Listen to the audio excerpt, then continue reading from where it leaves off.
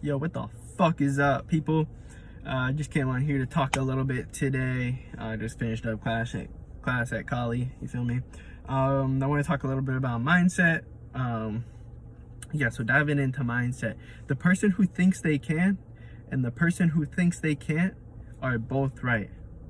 I'm gonna say that one more time. The person who thinks they can and the person who thinks they can't are both right, because it's all about your mindset, right?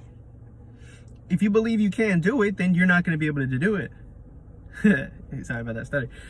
If you believe you can't do it, you will not be able to do it. You got to believe you can do it. I think there was someone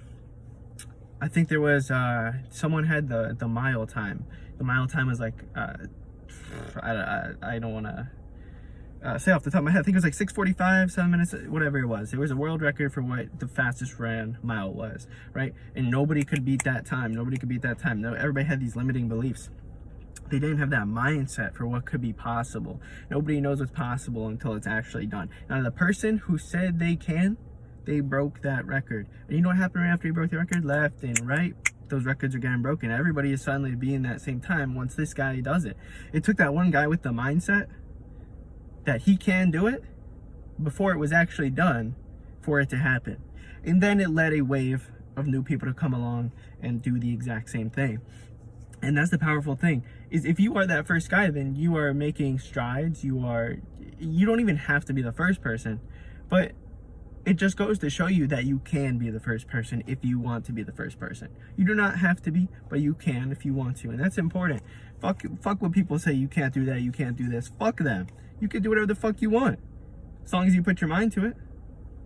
And then they'll say, oh wow, they'll come back after the fact, after you succeeded, and give you that praise. So that's another thing to look forward to. You won't get the praise before you do it. So that's another motivator.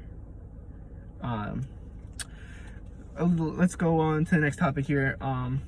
The idea that life's gonna hurt you. Life's gonna fuck you up in a hella different ways.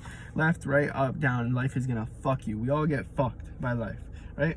Now, what are you gonna do with that pain? But some people find ways to. You gotta convert that pain in some way. It's an energy. It's a life force. You gotta find a way to convert that pain. A lot of people use substances, sex, etc., as ways to convert that pain or hide from that pain. And that's okay to do sometimes. Sometimes you need to sit in that sorrow and deal with that shit. But other times you can take that pain, and it's such a powerful energy, pain. It's such a powerful energy. You can take that pain and do monumental shit. You'll see so many guys who go through a breakup or heartbreak or some fucked up shit, and then they're in the gym getting their fucking gains. You know why? Because that's a powerful energy. That was enough. And that breakup, maybe whether they think it was useful or not to their life, that transformed their life in millions of different ways. And you should be grateful for that, because you took the pain is a two-step process. You got to have the power to make the change, and pain gives you the motivation. Pain gives you the motivation. You can either take it and take that energy and try to hide it or down it with drugs, alcohol, sex, etc., whatever it may be that you use as your kind of scapegoat. There's a billion different things people use, right? Or you can take that energy and transform your life, and that's a powerful thing to do. To take that pain, because life's gonna hurt you, and how you use that pain is completely up to you. Last thing I want to talk about here is fear. If you want to get over fear, there's only one way to do it. You got to pretend your back is up against the wall. You got to pretend your back is up against the wall. There's no way to. So say you got to go do that presentation. Your fear is public speaking.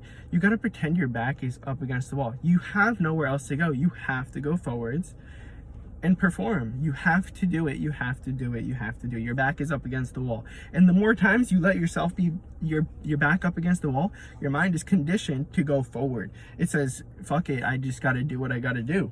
That's the way life is. My back is up against the wall. I have no choice but to go forwards at this point. And that's what you got to do in every situation of fear. And if you don't, then in the end, you're hurting yourself. You can do it. You can just pretend and try to escape as much as possible. In the long run, you're just going to keep hurting yourself.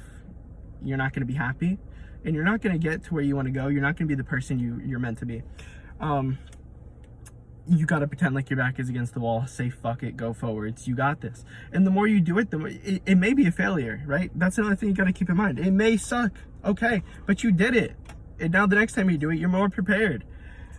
Yeah, you're more prepared, and you're conditioning yourself for success regardless. And that's the important thing. You can't be scared of what the outcome is, because the outcome is the outcome. There's no change in that. Fuck it, you live, you learn, you move on. Nothing matters. We're on a fucking floating rock in the middle of space. It will be dust one day. Nothing really matters. This is a crazy experience we're experiencing, the universe of itself. So live your life, be happy. Peace and love.